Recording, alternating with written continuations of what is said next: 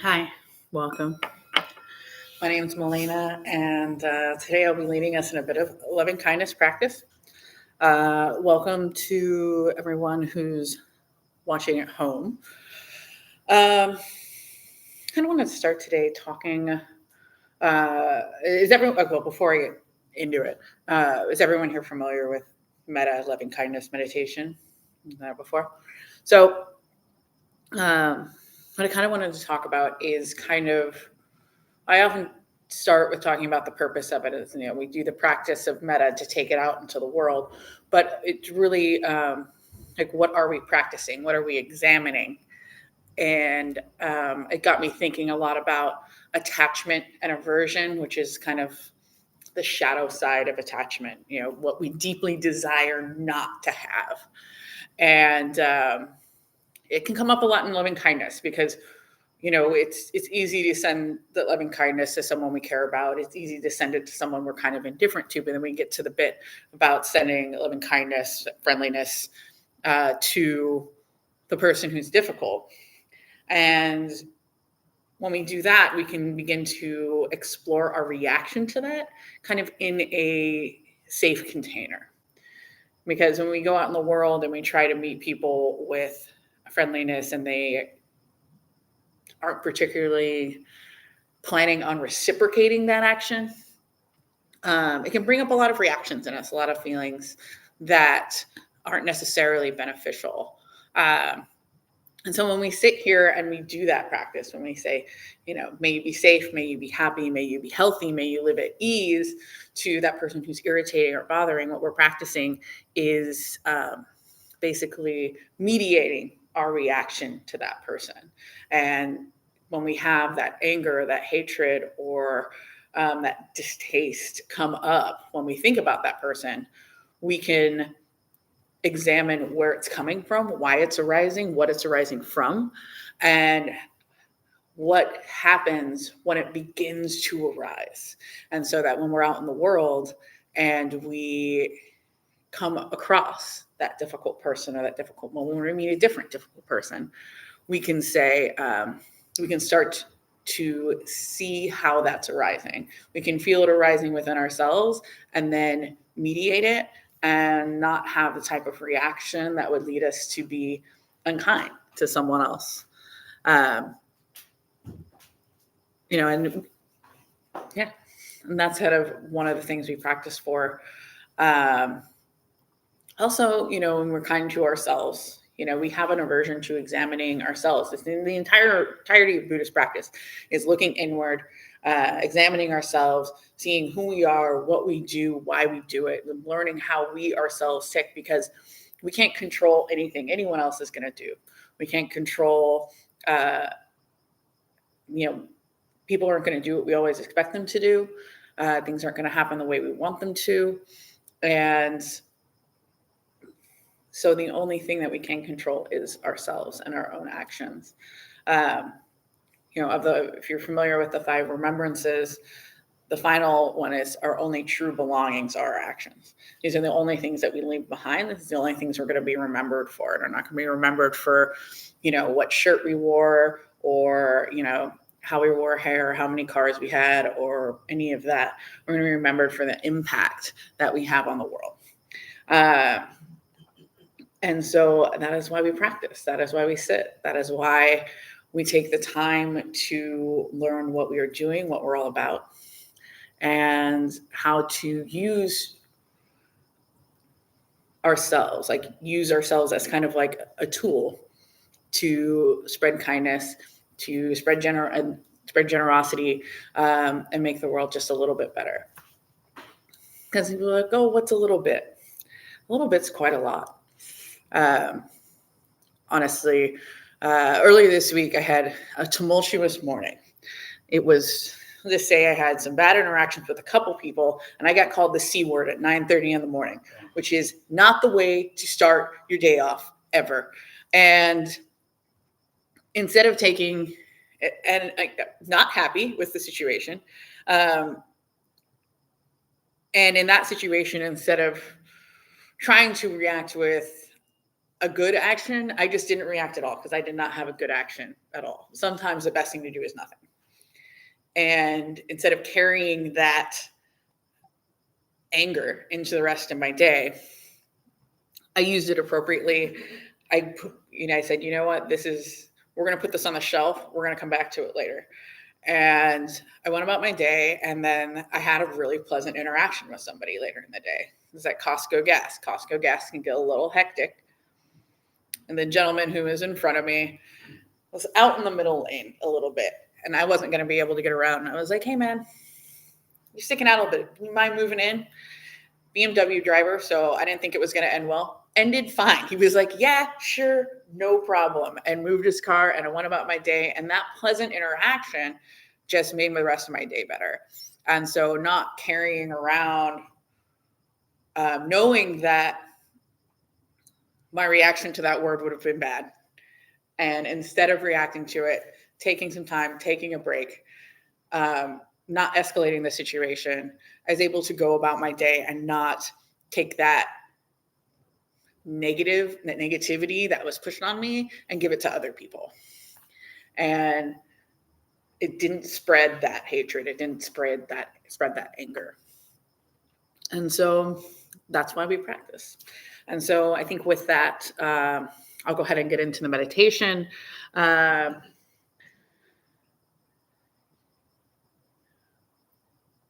Brain's freezing, but yeah, we'll go ahead and sit comfortably. I'll start with 3 invitations of the bell. I will end with 3 invitations of the bell. My apologies if I'm striking the bell a bit harder than usual. I am down one ear right now, as one of my hearing aids is broken, and it was overnighted last Thursday, and it is now almost Thursday again. So it's a long night. But I'll speak periodically and give you prompts. As I've said before, I do not speak a lot during my loving kindness. I try not to narrate too much. Mainly it's about what you're doing, where you're going, how you're feeling. Just pay attention to if there's any feelings that you're trying to avoid, because at this particular moment, I wouldn't say it's a good time to avoid them. Sit with them, feel them as much as you can, and just explore how you react to the idea of putting loving kindness out into the world. All right, but now we sit.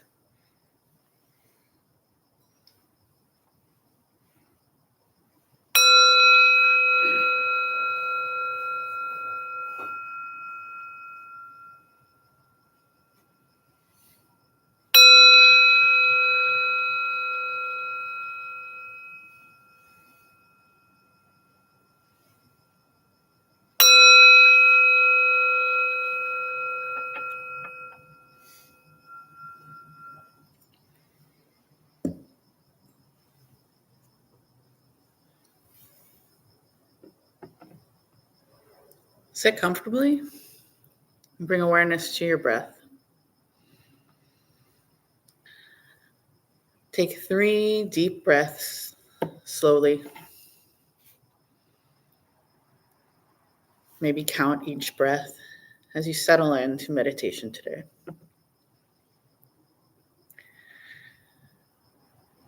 Loving kindness is given without expectation, without condition. And with that in mind, begin to send that loving kindness to yourself. This can often be the most difficult, but it needs to start with ourselves, because if we do not find love for ourselves, we cannot possibly find it for others. Offer yourselves the phrases, may I be safe, may I be happy, may I be healthy, may I live with ease.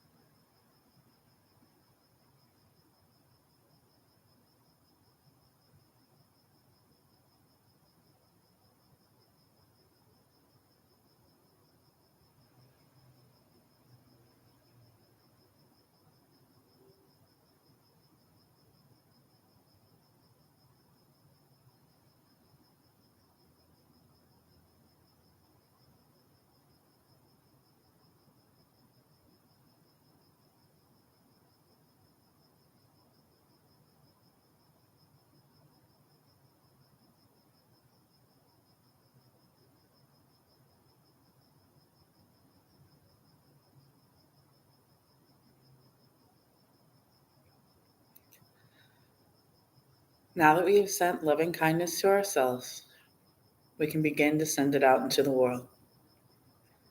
Bring to mind a close friend, a partner even, someone who has benefited you in some way. And without expectation of receiving anything in return, send them the phrases of loving kindness. May you be safe. May you be happy. May you be healthy. May you live with ease.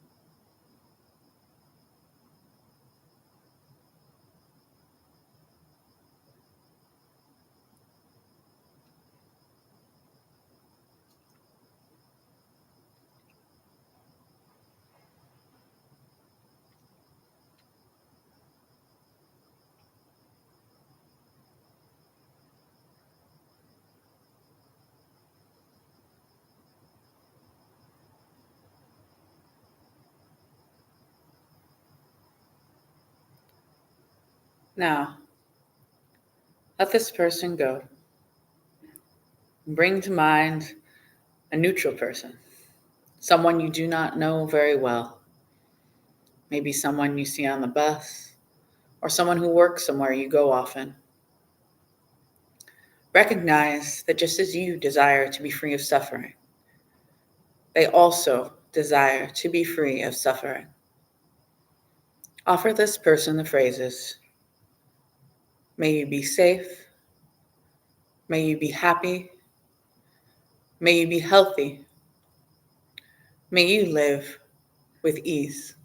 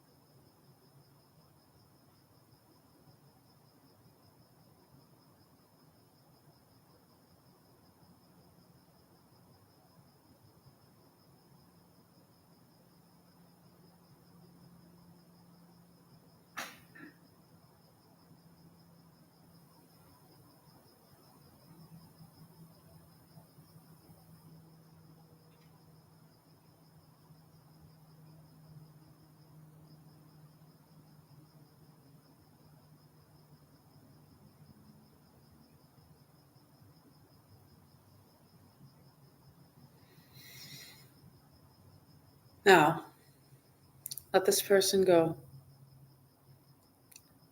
Bring to mind a difficult person. You may not want to pick the most difficult person in your life, but someone you might find irritating or annoying. Without expectation, without thinking you will receive anything in return, offer this person the phrases of loving kindness. May you be safe. May you be happy. May you be healthy. May you live with ease.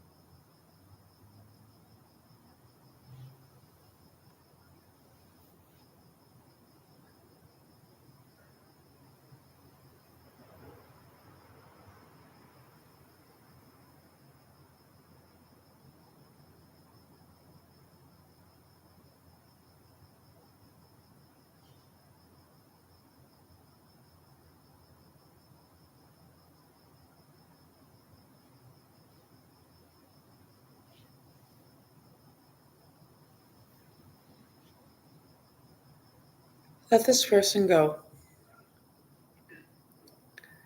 Now that we have practiced sending loving kindness to individuals, we'll now expand our reach to as many things as we can imagine. As we know, any being that comes into existence is subject to suffering. I think of all beings in all directions, down to the smallest of them to the largest of them, on this planet and maybe others. Send them the phrases, May they be safe. May they be happy. May they be healthy. May they live with ease.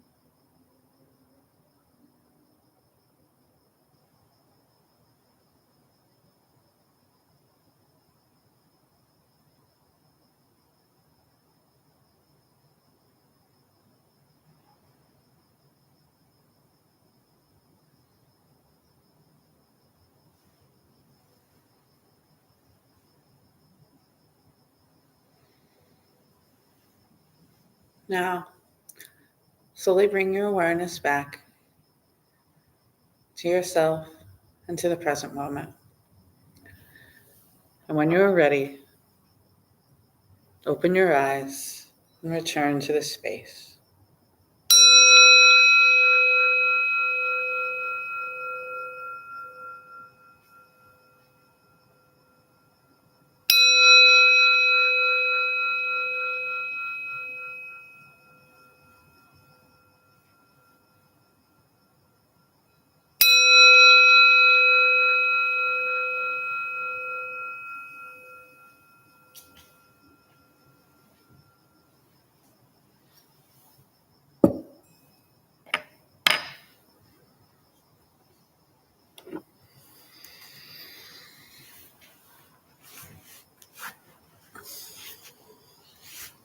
Welcome back, everyone. Feel free to take a moment to stretch, move around, move your chair, cushion, whatever's most comfortable for you.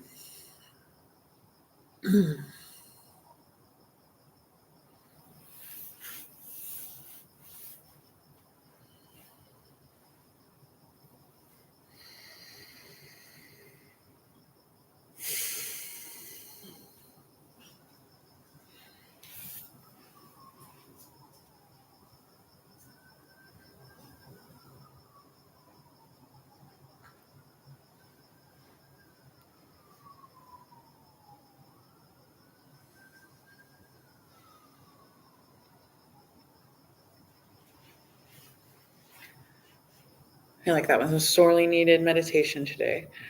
I'll admit, I've actually been I've been practicing for almost 2 years now. And I started questioning lately if,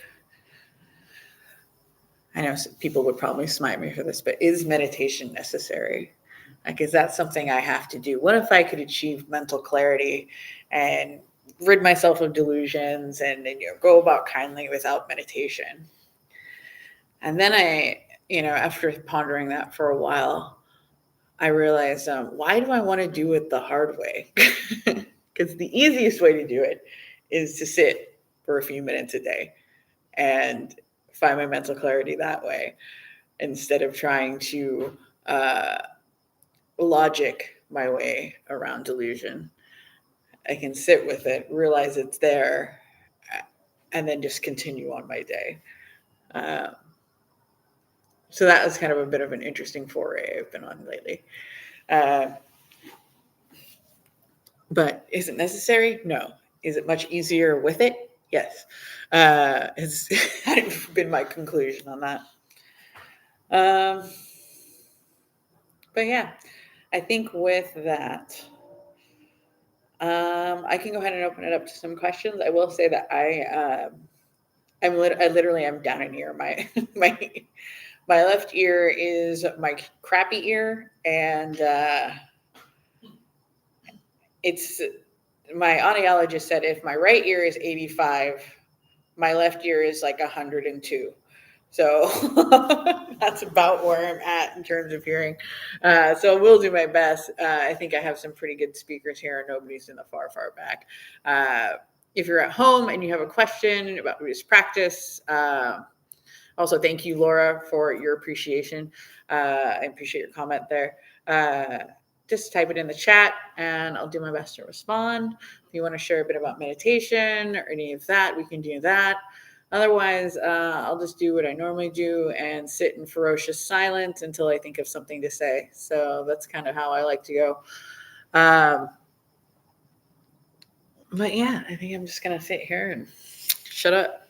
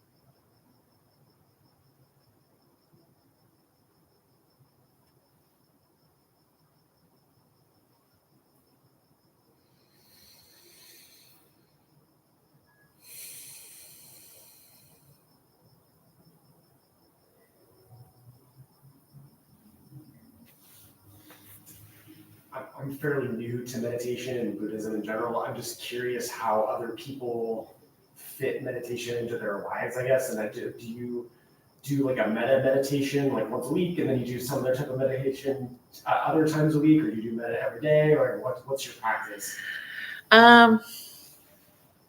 Let's see. So the question revolves around how do you fit meditation into your day? My practice is I'm very at this point I've kind of come to know what I need, right? And like if there's a day where I just sit silently, it can be for as little as 2 minutes, just literally a moment to be quiet. I mean, last week I spent 4 hours silently climbing a mountain, so that was a little bit different. But like, it really depends on what I'm feeling that day. I know when I was first beginning meditation, my goal would be 5 minutes first thing in the morning before I do anything.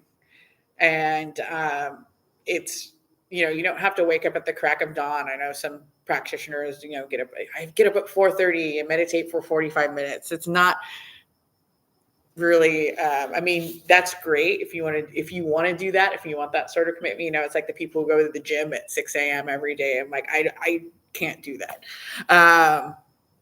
But I would just set a goal of 5 minutes. And if I know before I found Buddhist practice, I was meditating a lot in my yoga practice.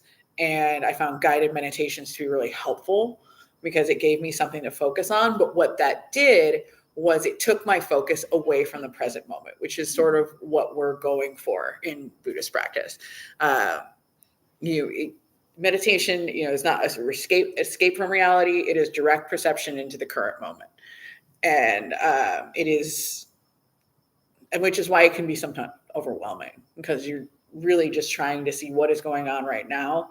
And then the practice itself is accepting that reality. And it can be really difficult. But I say, I just personally, just 5 minutes first thing in the morning before maybe go to the bathroom first so you're not distracted. Put the coffee on so it's ready when you're done. When I had a coffee maker, my coffee maker broke, and now I have to French press, and it's way more labor intensive. So I do it after. But yeah, just 5 minutes. Give yourself a little.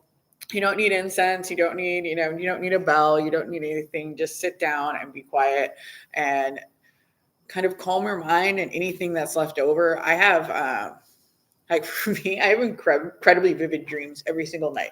And so kind of clearing out whatever was left from that, whatever feeling I had left from whatever had gone on in my dream was just really important for me to go and kind of just start with a very fresh, clean state to the day. A lot of people say practice in the morning and the evening. So, when you wake up, before you go to bed, it's really, you can sit for as little as 2 minutes. Just, it's important it's not so much the duration, but the frequency. I think focus on creating the habit, and eventually as you see positive benefit, you sit longer. It'll be 10 minutes, 15 minutes, 20 minutes. And then of course with a group, practicing with a group is always great. Or just having a space to go. I've definitely come here at 8:00 in the morning before, because they do have the open hours Monday through Friday, 8 a.m. You can come in here and just sit, and nothing's happening, nothing's going on. Someone will ring a bell, because there's 2 20-minute sessions, and then you're here, and it kind of gets your mind in the place that, okay, this is what we're doing right here. And yeah, it's just, at first when you sit, your thoughts are not going to quiet. You're not going to, and they may not ever. But the important thing is to sit with them and kind of see what goes on. Guided meditations can be great. Loving kindness is great. Just repeating those phrases, or even starting with maybe even one part of a loving kindness meditation. Like today I'm going to send love to myself. And tomorrow I'm going to send love to this person. And the next day I'm going to send loving kindness to this person, and just having that as part of your practice. I know I've heard people, sometimes they'll recite the 5 remembrances, which are basically essentially the Buddhist philosophy behind impermanence. I cannot escape old age. I'm of the nature to age. I cannot escape death. I'm of the nature to die. I cannot escape illness. I'm of the nature to get sick. Everything and everyone I know will change and separate from me. All things are of the nature to change, essentially. And the last one is my only true belongings are my actions. And we can meditate on that, it can be really comforting. But yeah, there's some great, I know Tara Brach, who does the radical acceptance. She has some really great meditations that I've enjoyed. But it's really just whatever the practice you're going to do, that's the one you should be doing. If it changes, it changes. And if you find something that doesn't work, that's okay. There are really no hard, fast rules to doing this. You do your practice the way you do it. And especially, not to rant too much, but one of the issues, not really an issue, but one of the dilemmas, I'll say, of Buddhism in the West is that Buddhism didn't come in and latch onto an existing tradition. So you have in Tibetan Buddhism is the way it is because it with all the colors and the flags and the deities, because that's much like how Tibet practiced their spirituality and religion before Buddhism came in. In the West, we don't really have that. We have all these traditions from all over the world. You have the Chinese tradition and Japanese traditions, Tibetan Buddhism, different sort of New Age insight meditations and things like that. And I wouldn't say we have a distinct Western a style of Buddhism that is like, this is Western Buddhism. So there's a lot of options. And so it is hard to know what's authentic, what's correct, whatever works. And it's definitely something I struggle with in my own practice, actually talking to a friend about this. And it's like, what is truly Western Buddhism? And I couldn't really define it for you. Like how it exists in America. It's just the way you pick people, they'll be devout followers maybe of one tradition. Plum Village is always really popular. The Thich Nhat Hanh, the Thich Nhat Hanh. But yeah, it's really, I feel that, because it's like, it's really hard to know. You're like, what am I supposed to be doing? Right. But you're not really supposed to be doing anything. Just sit with your thoughts, notice as they arise, let them pass, understand impermanence, try to move forward with generosity. Generosity is the base of the practice overall. It's one of the first things the Buddha ever taught. And it goes beyond material objects. It goes for loving kindness. It goes for our patience. It goes for everything. And it is just being, just giving without the idea of receiving. And, there's so much to it. And so I know it can be really confusing. And I know I find myself confused. The more I read, like right now I'm on this Brother Phap-Huu, who is the abbot of Upper Hamlet, which is a Plum Village monastery in France. And he wrote this book called Being with Busyness, and it's Zen ways to transform overwhelm and burnout. And, it's a simple little book, but it is kind of, it's one of the many things I've read. The next one on my list is, it's like Verses of the Mad Dalai Lama, and it's like, you take what works, leave what doesn't. That's what the Buddha said. So be critical, be skeptical, but be inquisitive, be curious, meet everything with a beginner's mind. If something doesn't work for you, you don't have to do it. Just make sure you're going through your day, you try to start your day with as much clarity as you can. Maybe it doesn't last throughout the day. Maybe it lasts for a minute. If you do one good action, that's better than none. And the other thing that really helps is just being of service. Being of service helps a lot. I did a lot of community service. Unfortunately, a lot of it was court ordered, but now, I'm here at the temple, and, beyond doing just this meditation, I do a lot of volunteer coordination for one of the other meetings. And even just that little bit really just cements myself in this practice. And if I get too wrapped up in it, I know I can take a break. I know I can just sit and breathe and find a place that is soft, that is peaceful, that is gentle, and I can then come out in the world from that place. So that's partially my rant on Western Buddhism and partially asking your question. So thank you. I have something to add. I find it helpful to have a dedicated spot in my house to where I know that it's there waiting for me to get my 5 to 20 minute sit. You know what I mean? Just something to sit on. You don't need all the things, but it does help to have a dedicated place where you can get it in, that's not cluttered with a bunch of other stuff. And I find that a little more helpful, like it's already set up, kind of like, I don't know, like going to sleep in your workout clothes, you know what I mean? Like it's already there. You just gotta put your butt on the mat and get it done.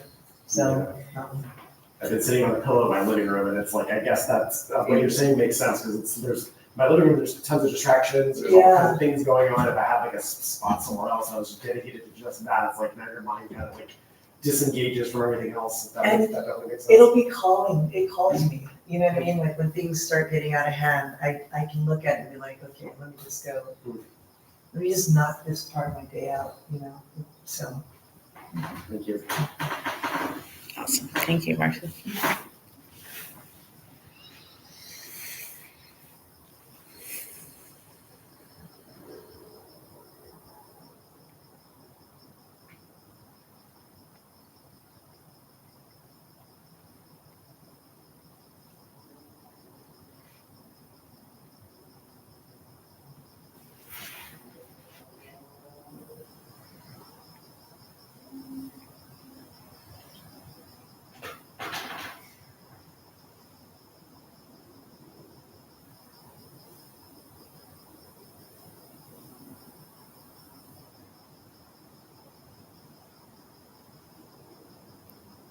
I have something else to add.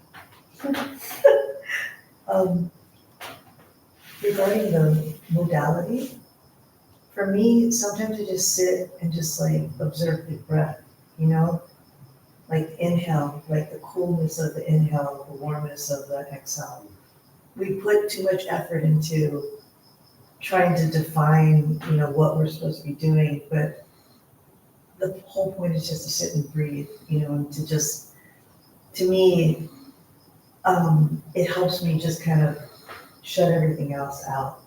I'm breathing, and when I'm breathing and I'm paying attention to the breath, I'm more rooted and present to the moment. Nothing else matters. It's me, my mat, my breath, and everything else will follow. So that's it. That's the one that I typically do. I have a hard time, like, I guess, feeling the difference between the in-breath and the out-breath as far as like temperature and things like that, but I try to focus on like my lungs and like the expansion of my chest and like my stomach. But then I'm also wondering, like, should I be paying attention to noises outside? Like, as you know, when Jeff does his meditation, it's like, you know, just kind of sit with what's going on around you. But do I focus on that? Do I just ignore it? Like, I guess, or does it even matter? I mean, well, the idea is not to attach to any one thought as it arises. So, you know, thoughts are going to arise. I know when I first started, it was like, you're like, no, thoughts stay out, thoughts stay out, thoughts stay out. And that you're resisting things. The idea is to be, you know, resilient. It's to kind of let the thought arise and just kind of let it flow out. I mean, that's not always, excuse me, it's not always going to happen, but, you know, because the thoughts are always going to arise, and you just kind of that's when you bring yourself back to your breath, and you just kind of, and just focus on that.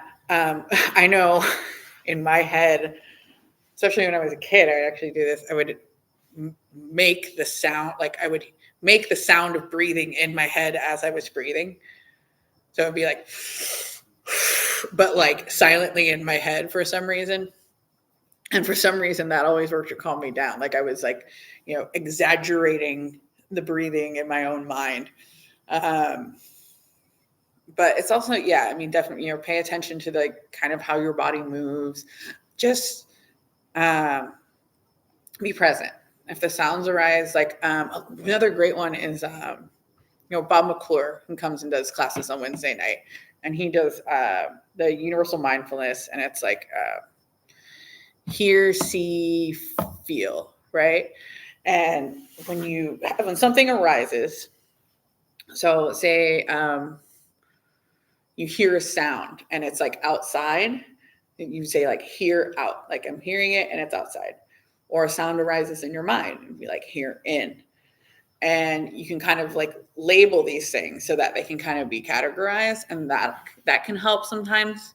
But yeah, it definitely, I mean, it may not ever be clear, but yeah, you sit, focus. I mean, the idea behind the concentration is not to really focus on any one thing.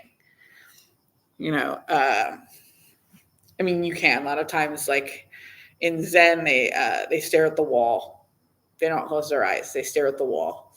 And that kind of, I mean, it's, in some ways, I'd say it's almost better than closing your eyes. When you close your eyes, you can see any myriad of things. If you're staring at the wall, you're staring at the wall.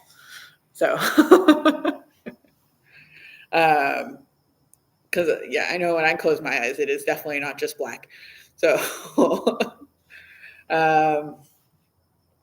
yeah, it just kind of takes that. I mean, that's why it's a practice. It takes time and discipline, and the more you do it, the easier. I mean, not necessarily the easier it gets, but it just becomes more of a routine. Part of the practice is taking our compulsive behaviors and our compulsive reactions and changing them into different compulsive behaviors and reactions that are more peaceful, more soft, more gentle, and meeting the world in that way instead of in the way when we react with like anger. But it doesn't mean we won't experience anger. I mean, we won't experience greed. We won't experience hatred. We won't experience ignorance. The point is just becoming aware of it. And that's why you sit quietly, because when a thought arises, I mean, notice the other things that are going on. Because what happens is the thought arises and maybe our heart rate goes up and we didn't realize it. And we go, oh, this is making me angry. Why is this making me angry? And you can, and then you're like, okay, you need to get this anger to kind of move through. Doesn't mean you're not going to feel it, but you'll kind of begin to notice why you're feeling it, where it's coming from, especially if it's something that recurs over and over again. But yeah, I mean, there's no correct way to meditate. And if you're trying too hard. It's just, we don't need to work at it. You just sit. But yeah, I don't know.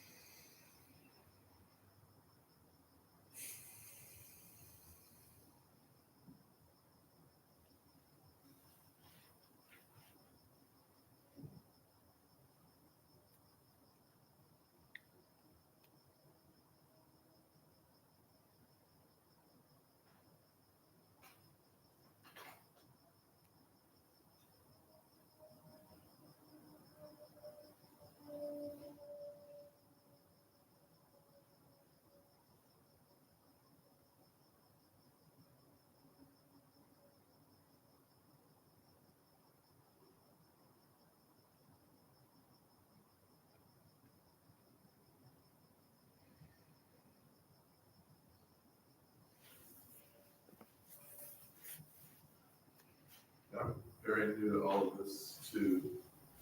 I agree with a lot, but I won't pretty much everything. And I loved your take on this loving kindness, in the sense that I had come to a point where I was able to sort of comprehend the physical side of my reactions to things, and was able to start regulating my reactions to things in a way that kept me from having those physical reactions in that, a heightening in anxiety, allowing anger and all of that to sort of start festering upward. And I really liked sort of you're talking about sort of taking that almost to the next level of then just on this side of, your the spirit side, where you're just being compassionate, you're listening and trying not to be reactive, trying to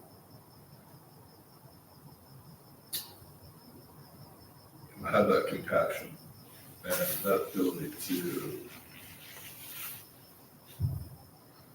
understand others. So that was really good.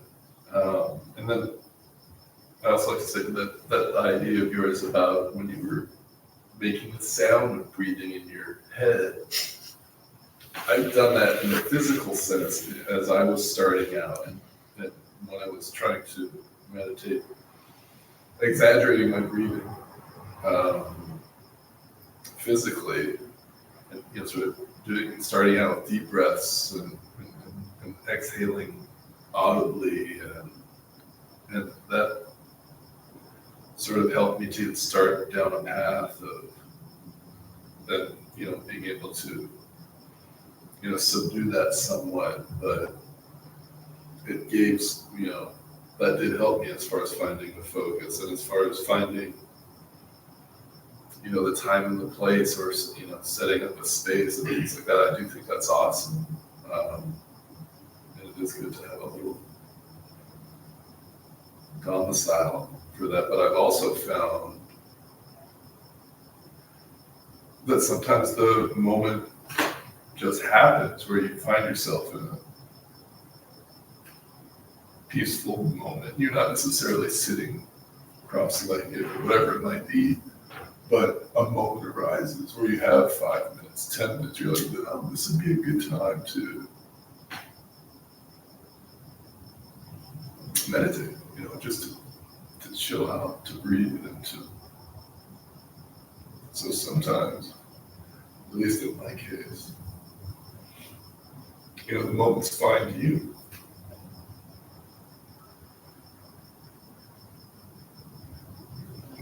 Thanks again. It was really good. That was Thank you. my favorite loving kindness meditation thus far.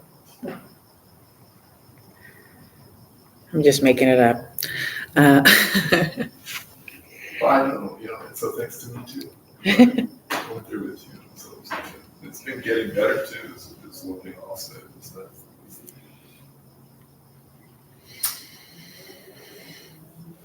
Like you say, it doesn't get easier, but you evolve with it, and it continues to change you. Sometimes you get a little breakthrough and it feels really good. And sometimes you go a long time and you have a hard time to even concentrate. But you keep at it,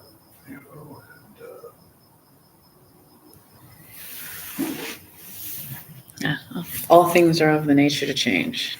That's why we keep changing, keep evolving. Our practice is going to change. We're going to change. Everyone we know is going to change. But I think with that, I will go ahead and close for the night because I'm a little here. It's 8:03. My God. Ooh. But with that, I'll go ahead and close. So if you're comfortable, please bring your palms together. May any merit gained from our efforts here today be dedicated to all beings in all directions. May all beings be safe. May all beings be happy. May all beings be healthy. And may all beings live with ease.